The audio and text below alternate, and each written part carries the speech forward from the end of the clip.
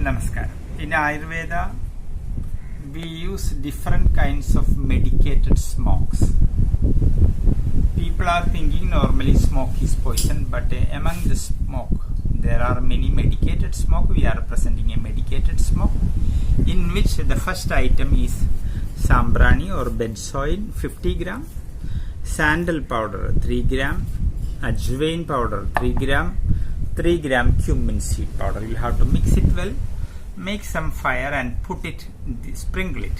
When you sprinkle it, smoke will come. When the smoke comes, you will have to take a newspaper and you have to make a funnel like and inhale that smoke gently, comfortably for around 3 to 5 minutes. This will clear the air path. This will reduce the coughing also.